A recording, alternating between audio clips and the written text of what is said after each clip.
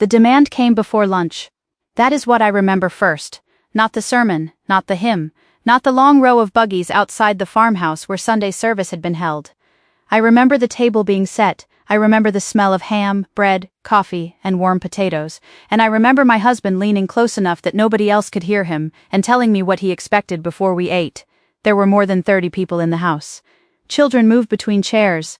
Women carried bowls from the kitchen. Men stood near the doorway discussing weather and horses. Everyone was close enough that I could hear spoons touching plates, and still I felt completely alone. My husband did not raise his voice. He did not threaten me. He did not need to. He looked at me and said, "Come outside with me." I knew from his face that it was not a request. At 22, I had already learned how quickly a peaceful Sunday could become a test of whether I was a good wife. My name is Hannah. I was raised in an old-order Amish community, married young and stayed inside that world long enough to believe that many things I feared were simply part of marriage. Before I continue, I want to be careful. Amish communities are not all identical. Districts, bishops, customs, and families differ. I am telling you what happened to me and how the beliefs around my community shaped the way I understood it. I'm not saying every Amish husband behaves this way. But in the world I knew, a husband's wishes inside marriage often carried more moral weight than a wife's discomfort. When that happens often enough, a woman can lose the ability to tell the difference between agreement and surrender. If you were raised somewhere where being a good wife meant keeping peace no matter what it cost you, you may recognize this story even if you have never been near an Amish church. Daniel and I had been married a little more than 3 years. I will call him Daniel here. That Sunday began normally. I woke before sunrise. I dressed in the dark. Daniel harnessed the horse while I packed what we were bringing for the meal. We spoke very little in the buggy. I thought he was tired. During service, I sat with the women. Daniel sat with the men. For several hours, I could breathe. I told myself whatever tension had followed us from home would pass. After worship, the house changed. Benches were rearranged. Food appeared. Children became louder. Women carried pots. I was helping set the table when Daniel came near me. He said, "Come outside." I asked. "Now," he said, "before we eat." There was something in his voice I recognized, a flatness, a certainty. I knew he was still upset about the night before. I had been exhausted after a long day of work. I had told him I wanted to sleep. He said very little afterward. That silence followed us into Sunday. At the time, I did not think of silence as punishment. I thought of it as disappointment, and I had been trained to believe a husband's disappointment was a problem a wife should fix. So I followed him outside. We walked behind the house toward a small shed. There were people everywhere, but the building blocked us from view. I remember thinking lunch would start soon. The mind reaches for ordinary things when something feels wrong. Lunch, plates, bread. Who would notice I was gone? Daniel asked why I had refused him the night before. I said I had been tired. He said marriage did not work if a wife always decided when she felt like being affectionate. I told him I was not always refusing. He said that was not the point. Then he said something I had heard in different forms before. A wife should not make her husband beg. I felt shame before I felt anger. That is another thing training can do. Someone pressures you, and your first emotion is embarrassment that you caused the pressure. I told him, "We are at church." He answered, "We are married here too." That sentence stayed with me. We are married here too, as if marriage followed me into every place and removed the spaces where I could simply be myself. I did not have that language then. I only knew I wanted to go back inside. He told me what he expected before lunch. I will not describe the intimate details. They are not necessary. What matters is that it involved my body and I did not want it. I said, "Not now." He looked at me for several seconds. Then he asked, "Why are you always making this harder than it has to be?" Always. That word was not true, but when you are frightened, you do not always argue with false words, you absorb them. Always difficult, always distant, always tired, always failing. I remember looking toward the corner of the house. A little boy ran past on the other side, laughing. He did not see us for a second. I wanted someone to come around that corner. I also hoped nobody would. That contradiction is difficult to explain unless you have lived where private marital conflict carried shame. I wanted a witness. I was terrified of being witnessed. Daniel did not shout. He did not physically drag me anywhere. He simply made the consequences clear through his expression, his tone, and what I already knew would happen if I continued resisting. The rest of the day would become cold. The buggy ride home would be silent. He might speak about my attitude.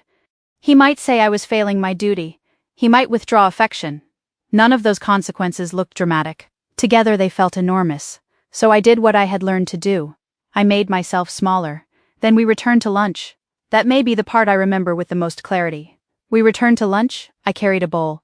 Before we continue, let us know in the comments, what city are you watching from, and what time is it there right now? And when the story is over, come back and tell us what you thought. We'd love to hear your honest review. Now, let's get back to the story. Daniel sat with the men. Someone passed bread. A woman asked whether I wanted more potatoes. I said no. She smiled. I smiled back. Everything looked ordinary. I remember thinking, how can something happen to you and disappear so completely in less than 5 minutes? After the meal, an older woman I will call Sarah asked me to help wash dishes. Sarah was around 50. She had a quiet way of noticing things. We stood beside each other with our hands in hot water. For a while she said nothing. Then she asked, "Did Daniel need something from you earlier?" My hand stopped. I said, "Why?" She answered, "Because you came back different, that frightened me." I had believed I had hidden everything. I asked what she meant. She said, "Your face got quiet." I knew what she meant. There is a stillness women sometimes recognize in one another. Sarah did not ask for details. She said, "Does he give you room to say no?" I had never been asked that question. Not once, I asked. "No to what?" She looked at me then. "Anything," I did not answer. That was answer enough. Sarah dried her hands. Then she said, "A husband can lead a home without owning every answer inside it." I remember those words because they did not sound like anything I had been taught. They suggested I existed separately inside my marriage. I asked whether she believed a wife could refuse her husband. Sarah looked toward the doorway. Then she said, "A woman who cannot refuse is not choosing." That was the first time anyone inside my community had given me a sentence like that. She did not say consent. She did not say coercion. She gave me something simpler. A woman who cannot refuse is not choosing. For months I repeated it in my mind. I did not immediately change my marriage. One sentence does not undo years of training. People imagine that once a woman realizes something is wrong, she should simply leave or confront it. Real life rarely works that cleanly. Awareness can arrive long before power. You can understand the cage before you have the key. After that Sunday, I began noticing how often marriage advice focused on the wife's response rather than the husband's behavior. If a husband became distant, a wife was told to soften. If there was conflict, she was told to examine herself. If she complained, people asked whether she had been respectful. If she was exhausted, she was reminded that marriage required sacrifice. I did not know those distinctions then. I felt them. Without language, you can spend years arguing against yourself. Maybe I am selfish. Maybe I am cold. Maybe I am a bad wife. Maybe marriage is supposed to hurt this way.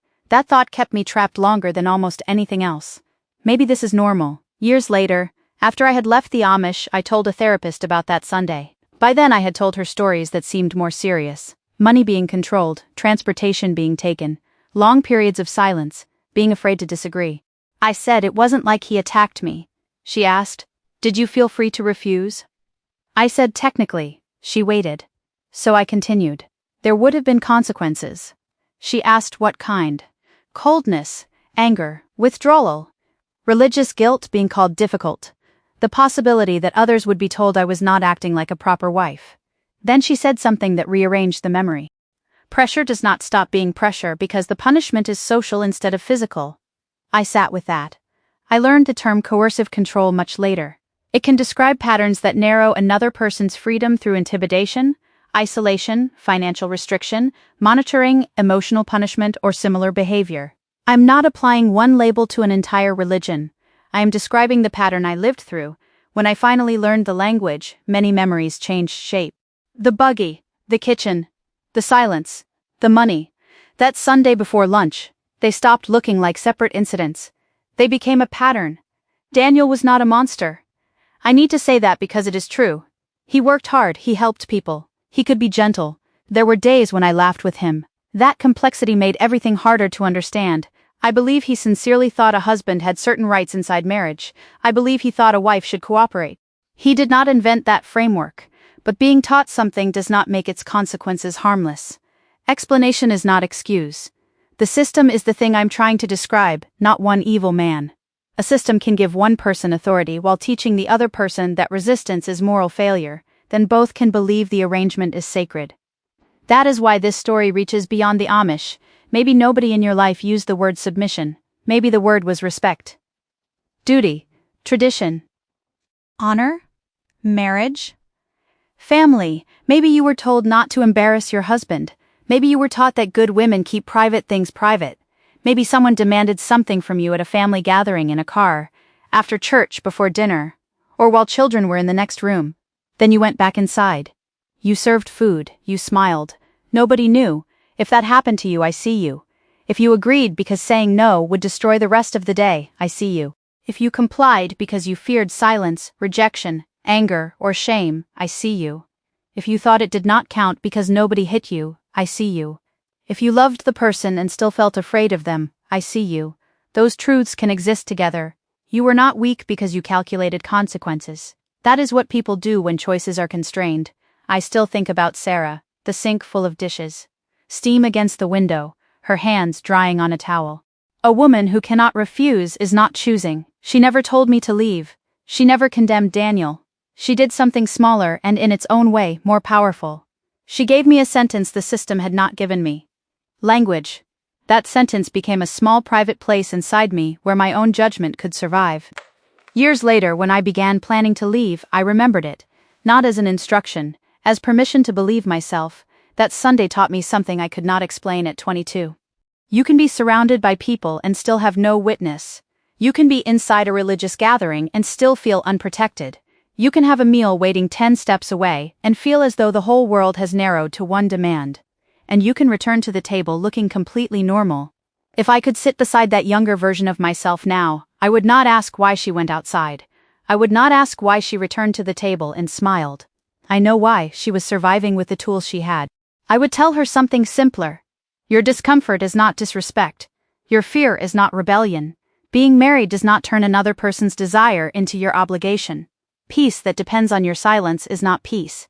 And love that cannot survive your no is asking for obedience, not intimacy. I spent years believing a good wife made herself easy to live with. Now I believe something different. A healthy relationship must leave room for two whole people, two voices, two bodies, two sets of limits, two honest answers, even when one of those answers is no. Especially then, the lunch table is gone now. The farmhouse may belong to another family. The road has probably changed, but I still remember the moment before lunch because it taught me how invisible a boundary can become when everyone around you has been trained not to see it. I see it now, and if you recognize your own story in mine, I hope you can see yours too. You did not owe anyone your silence. You did not become less worthy because you wanted a choice. Your no was never the problem. The system that taught you not to trust it was, and your voice still belongs to you.